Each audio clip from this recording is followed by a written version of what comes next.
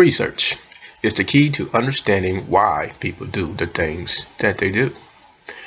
We read history and we wonder, what were the people thinking at that time in their life? Or why did they do certain things at that moment? To answer these questions, research must be done to try to come up with these answers. Researchers examine every bit of information that they can get their hands on to determine the correct answer. This information may help determine why the choices were made. Some choices are small and have very little impact on the outcome or end result. Some choices are large and have a very huge impact on the individual, community, and the nation. Regardless of impact, personal and/or professionally, these choices must be examined to understand the issue and its impact. We will examine the choice made by the American people when they chose to ban alcohol in the early 20s. The banning of alcohol in the United States in the 20th century by its leaders took away human rights, weakened the economy, and led to organized crime.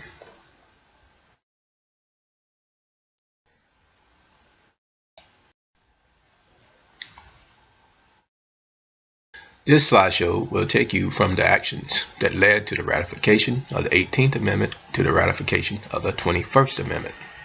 First, to get an understanding of what was on the minds of the American people in the early 1920s, the events leading up to the ratification of the 18th Amendment needs to be examined. The hate of alcohol by the church did not start in the early 1920s. In fact, as early as 1800, churches promoted the abstinence approach. Although the approach spread throughout the world in churches, it did not make it to the political side nationally in the United States. Under the temperance movement, using prohibition as their primary weapon, they were able to convince several states to pass laws concerning prohibition. Around the 1850s, protesters of prohibition began to fight back by organizing also to put a stop to the temperance movement. Plans to do away with alcohol in the United States. The temperance movement changed their name, but not their game over time, and the battle was on, leading up to the 18th Amendment.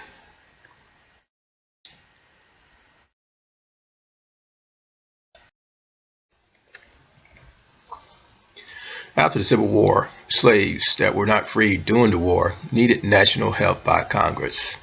The 13th Amendment abolished slavery altogether, although some states did not recognize this amendment in their territory. Southern states saw slaves as property and theirs to do with as they please. 3 years later, in 1968, the 14th Amendment was ratified to correct this issue. Slaves were being abused in many states, especially in the South. The 14th Amendment gave them protection from the whites that chose to violate their human rights. The problem continued to exist because slaves were not seen as equal beings and uneducated people. Slaves were not allowed to express themselves or try any other job occupation besides being field hands. The ratification of the 15th Amendment gave people of color the right to vote, regardless if they were once a slave. This caused more confusion and hatred towards the blacks because they went from no one to someone who could vote when white women were not allowed to vote.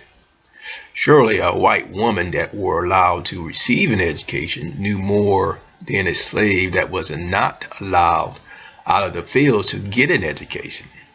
At the time, white women were involved in organizations in the church and political movements, but did not get the right to vote until 1920. This offended many educated white women and led to them taking up ideologies from racist white men that were involved in organized groups like the Ku Klux Klan.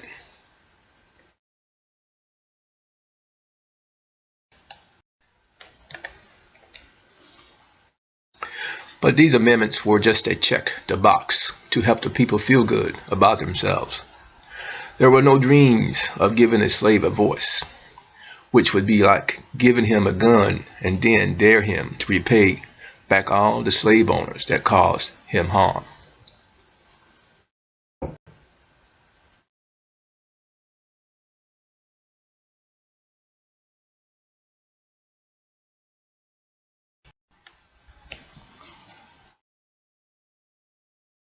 There were two valid reasons to limit the use of alcohol, but not to ban it.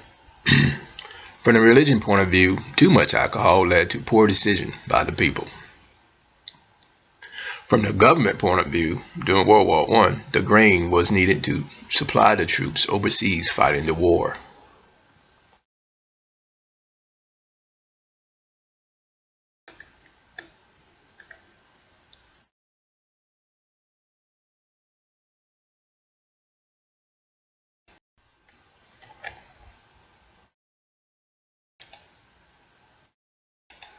The country was at a point that change was going to happen regardless of what laws were put in place. The people enjoyed song and dance that contributed to the changing times more than alcohol did. The Christian and political leaders did their share of damage also when they tried to tell the people what to do by taking away their rights. If you tell someone what not to do, they're going to do it.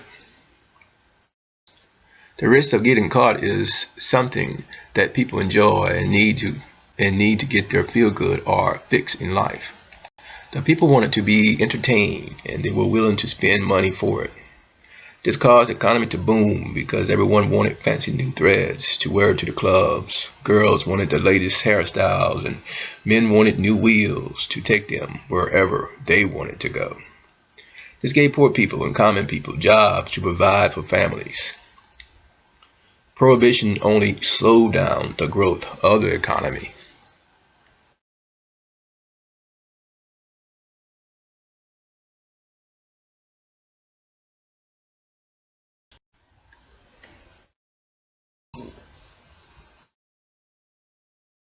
Everyone knew it was a bad idea, but yet no one did anything to stop it from happening.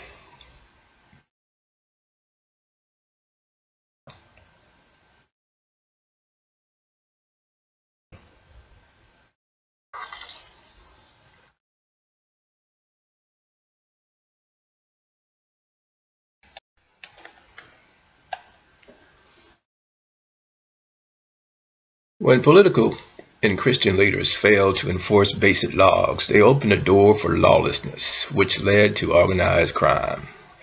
When a new law is introduced, you must make sure that they are enforced or the law would be useless.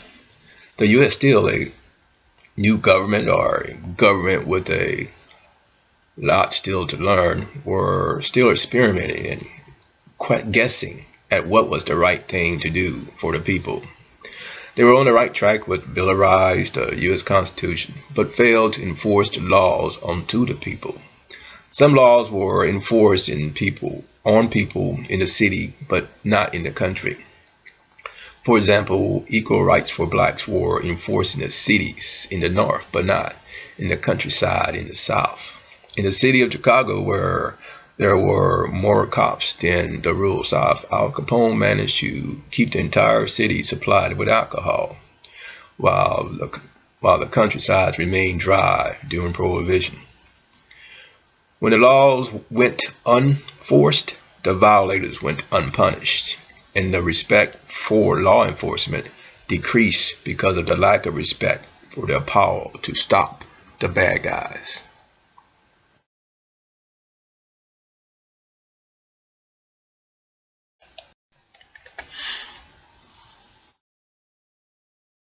As technology increased and replaced the number of manpower needed to operate companies, the nation failed to adjust to help the economy.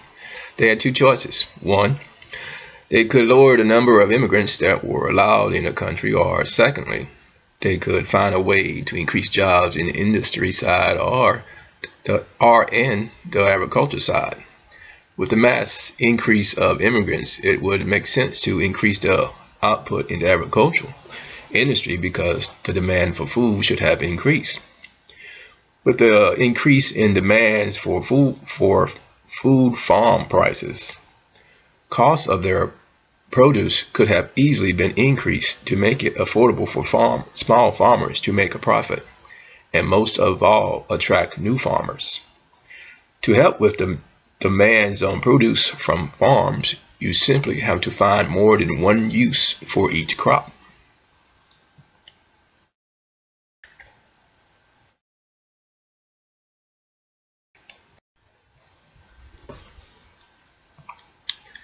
Finally, the end of the dry spell.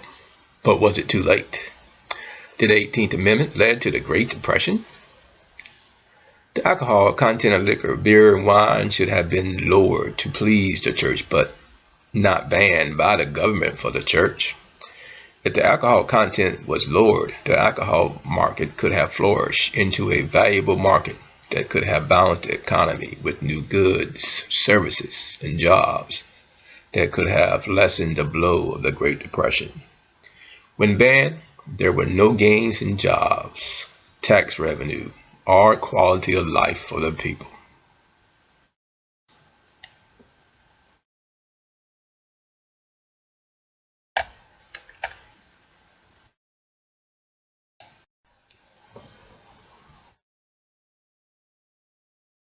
Instead of using alcohol to flourish the agricultural industry by increasing demand for valuable crops like grains and grapes, it was used as a tool to separate those who have and those who have not. First, the separation of those with power or who they thought deserved power, and those who had no power or were not seen fit to share the power or have the American dream. To establish this separation, alcohol was used as a tool to label those not fit of the American dream. Agriculture was and still is a valuable market that we need for our survival. Prohibition did not slow down the drinking or increase the drinking or the violence. It was just a tool to control or suppress the unwanted people.